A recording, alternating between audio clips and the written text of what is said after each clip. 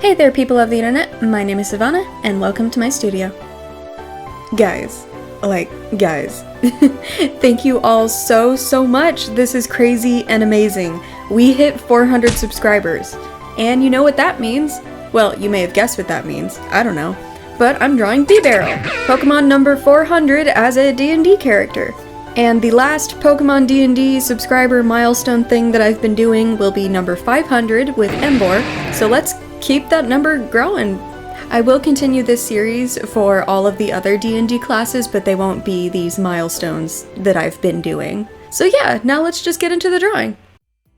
So here I have a simple rough sketch of a dude, and I struggled a bit on deciding what Bibarel should be, but I eventually landed on Bugbear. For anyone who doesn't know, bugbears are basically big fuzzy goblinoids.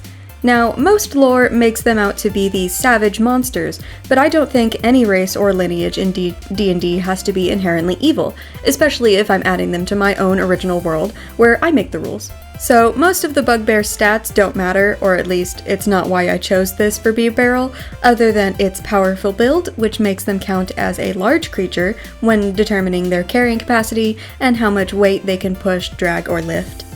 And also surprise attack, which is just really good no matter what class or build you're doing, because it says, if you hit a creature with an attack roll, it takes an extra 2d6 damage if it hasn't taken a turn yet in the current combat.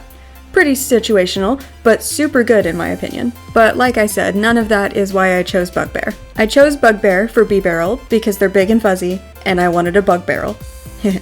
Get it? Anyway, I could not for the life of me make those teeth, those big beaver teeth, look good and not like either a squirrel or some kind of offensive caricature, so they don't exist anymore. I took them out and I refused to put them in.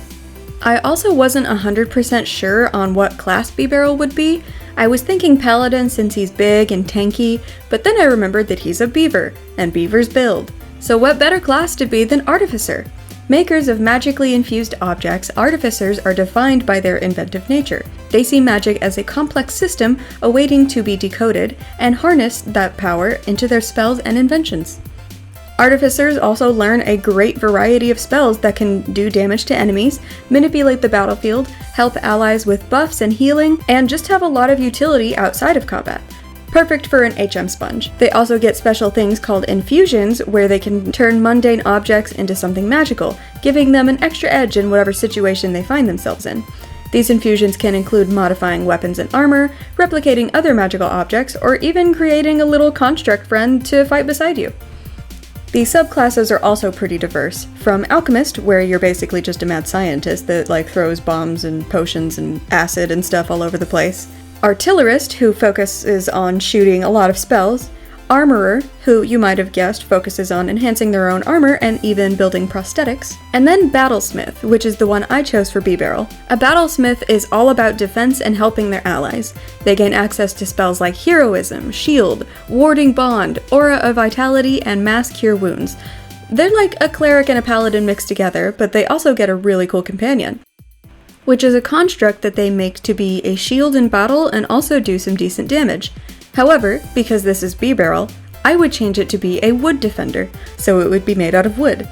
And it would look like a big bidoof. However, I didn't draw it here because it would take up too much space, and also I forgot. But yeah, that's my sole reasoning for choosing this subclass. Beavers make things out of wood.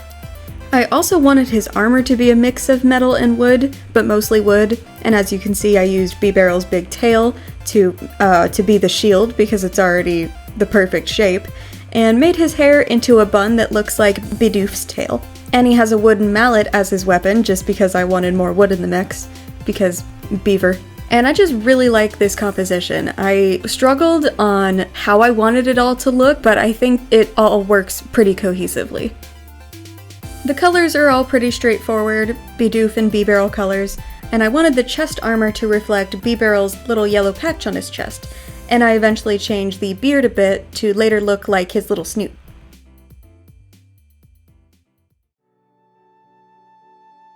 Then I just pop in the girls and the background and he's all done.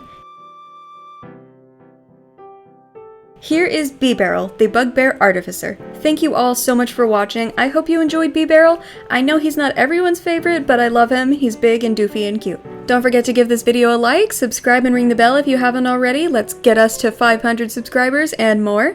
And as always, take care and I'll see you in the next one.